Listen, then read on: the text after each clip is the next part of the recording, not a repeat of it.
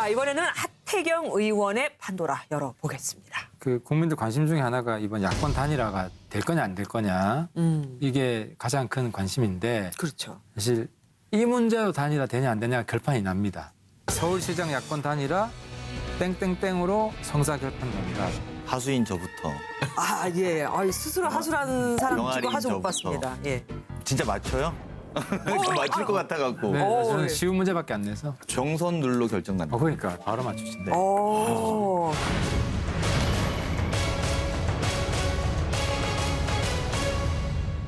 안철수 국민의당 대표가 금태섭 전 의원이 제안한 이른바 제3지대 경선을 수락했습니다. 1차 단일화 경선에서 후보가 된 사람은 국민의힘 후보와 2차 단일화 경선을 통해 범야권 후보 단일화를 이룬다. 국민의힘은 모처럼 안 대표의 결정에 박수를 보냈습니다. 야권 후보 단일화로 가는 그 과정이 그런 거죠, 뭐.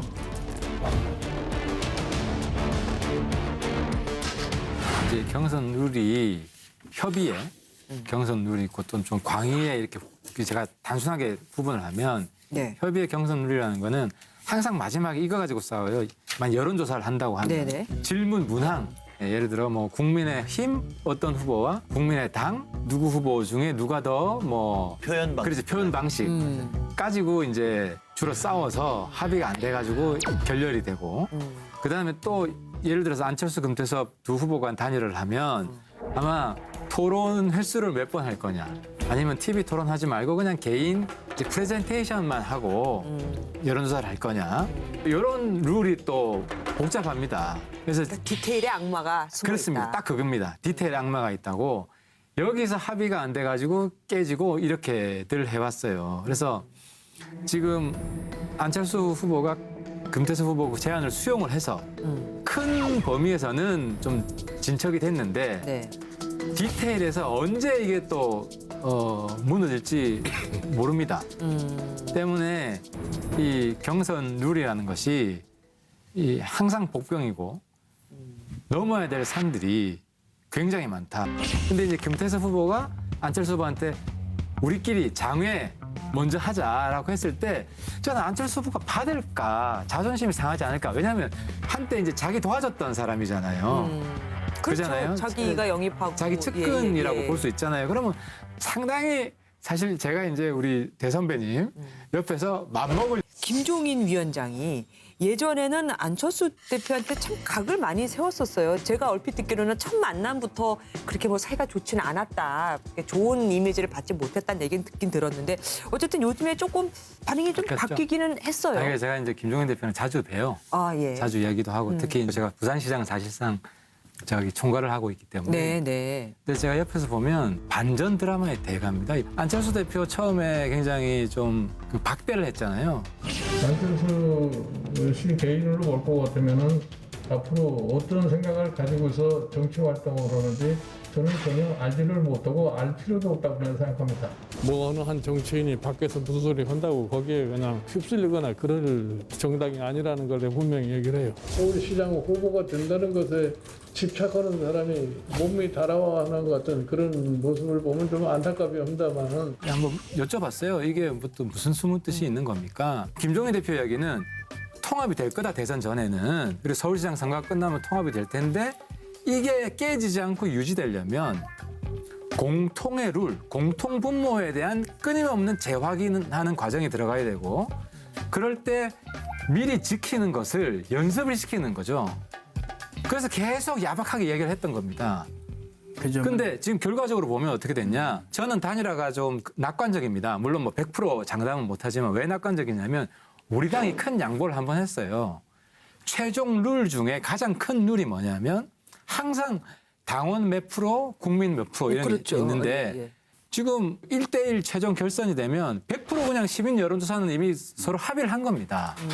그래서 우리 당내에서 이 논란이 심하게 있습니다. 왜 민주당 지지자를 우리 후보 뽑는데 같이 넣느냐. 그러면 역으로 투표할 수도 있다. 투표할 수도 있다. 예. 그러는 거죠.